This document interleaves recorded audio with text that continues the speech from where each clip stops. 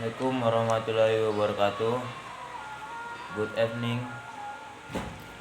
Let me introduce myself. My name is Muhammad Eric Lumasa with NEM D1A1 25043. Today I would like to present my analysis of a scientific paper titled Impact of Sustainable Agriculture Practice on Labor Use Among Rice Farmers in the Mekong Delta of Vietnam. This presentation is part of my English project assignment. This study focused on how sustainable agricultural practices affect labor use among rice farmers in the Mekong Delta, the region's Vietnam's most important rice-producing area, which contributing over half of the country's rice production and 19% of its export. However, intensive farming has caused serious problems like excessive use of fertilizer and pesticides has lead to environmental damage and health risks for farmers. The government introduced a program called 1M5R to address this issue, but adoption is still very low, covering only 3% of rice land. The article follows the standard structure of a scientific paper.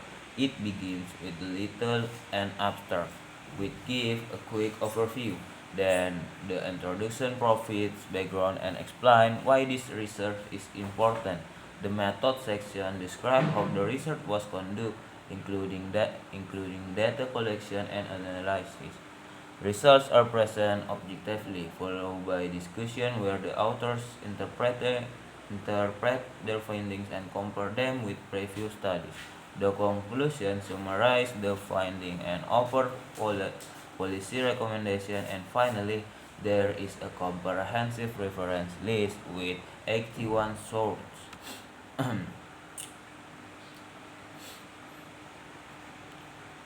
Now, let me start the main findings. First, regarding adoption, 93% of farmers adopt at least one sustainable practice, but only 30% adopt the full package of all four practices.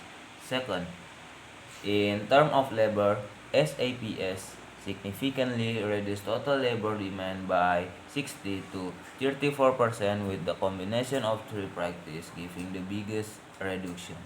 Higher labor decreased sustainability, but strangely, family labor actually increased because farmers need to spend more time monitoring their fields. Third, rice production in this region is still heavily male dominated, with women contributing only about 10% of family labor.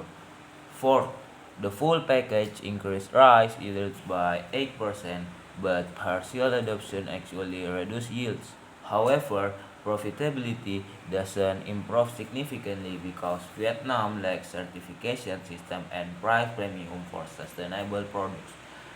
Finally, factors like location near rivers, access to extensive service, and environmental awareness positively influence adoption, while higher non-farm income has a negative effect.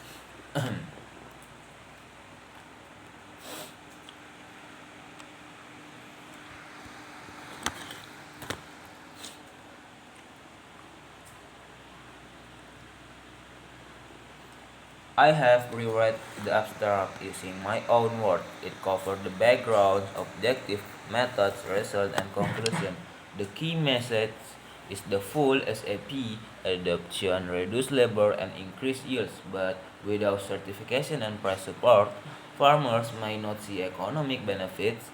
So while the environmental and labor benefits are clear, economic incentives are need to encourage widespread adoption. Finally, let me share my personal reflection about this article. From this article, I learned several important things. First, sustainability agriculture is not just about environmental benefit, but it also has significant labor implications. Second, a full package approach is much more effective than partial adoption. Third, gender roles in farming vary across regions and culture. In the Mekong Delta, rice farming remains male dominated. Fourth, I realized that sustainability efforts need government support, rock certification, and price premiums to be economically beneficial. My key takeaway is that agribusiness policies must consider labor, gender, and economic factors together. For future research, I suggest using stronger instrumental variables and exploring gender dynamics more deeply. This research gave me a deeper understanding of how complex agricultural transformation really is. and these are the reference and these are the reference of my presentation. The full article can be accessed via the link provided. Maybe just it is for me. I apologize about uh, how many I mistake about my speak, and yeah, I just can say thank you. Wassalamualaikum warahmatullahi wabarakatuh.